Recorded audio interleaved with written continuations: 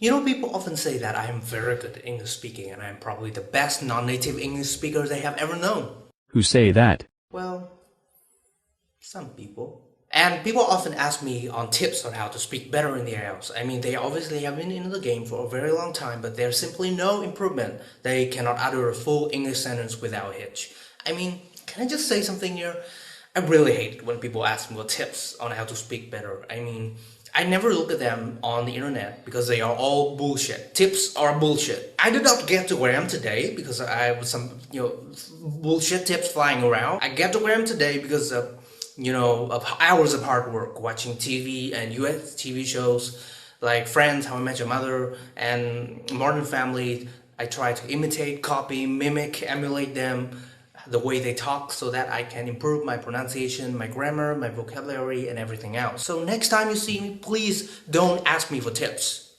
But on a serious note, today's video is about tips on how to improve your IELTS speaking.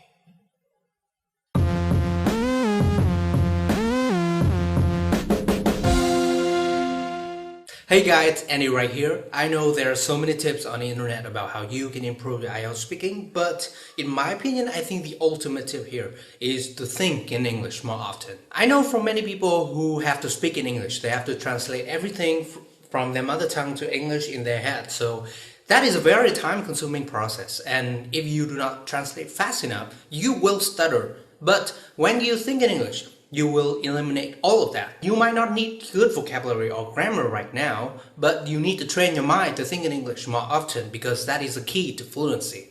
But the question remains, how can you speak in English when you are living right now in Vietnam where everyone else is speaking Vietnamese? Well, I suggest you should create your own English speaking environment by, first of all, calling everything around you by the English name. This is a beginner step, which is very easy. Just try to come up with English name for stuff around you. Like, do you know what this is called? Many people mistake it for a tree, but it's not a tree. It's a table plant. How about this? I used to think this is a water bottle, but a water bottle is a long container with a narrow neck. But this is actually called a pitcher. So you see, there are so many things you are familiar with in your mother tongue, but when it comes to English, you're not that familiar. So just try to, describe things around you in English, and gradually you will gain so many interesting vocabularies.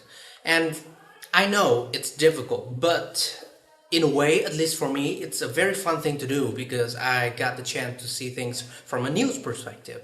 Next, making simple sentences to express your thoughts. So when you first begin to think in English, it might be extremely difficult because you are not just used to using English to express yourself, right? So I suggest, along with calling everything around you by their English name, you should try to make simple sentences to express yourself, to say how you feel or what you are going to do during the day or what you are thinking right now. A simple sentence structure for your speech should be subject plus verb plus object.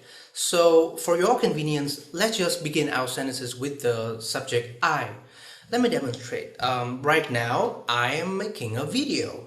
I am feeling great because I have more than 8 hours of sleep last night, so I am feeling very refreshing. So just like that, you should do like thinking in English like that 24/7 all the time. Everywhere you go, think in English.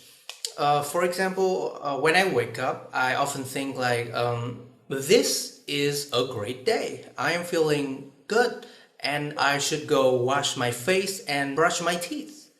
Simple as that.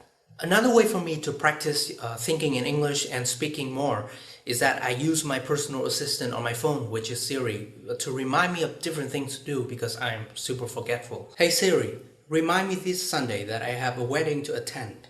Okay, I'll remind you. Is it going to be hot this Sunday? It'll be up around 32 degrees. I think that's pretty hot. Text my sister that I'm not going to be able to be home for dinner. Ready to send it? Send.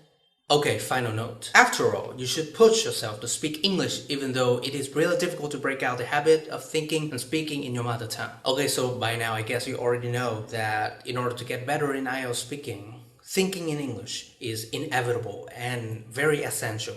But many of you still do not, push yourself hard enough.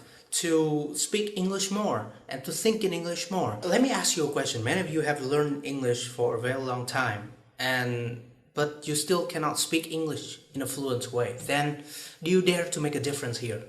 Are you seriously happy with the level of English you have right now, or do you want to make a change? If you are unsatisfied and if you are willing to change, then start thinking in English immediately. Use everything you have. Don't care about grammar or vocabulary right now, maybe because the teachers will correct the mistakes for you. But if you do not think more and speak more in English, nobody is going to know which errors you have and how to correct them. And you will never know about them, because all it takes begin with just one simple step, that is thinking in English. Okay guys, that is the end of my second episode of 5 minutes about IELTS with a focus on how to think in English. I hope you enjoyed this video and I will see you next time. Ciao.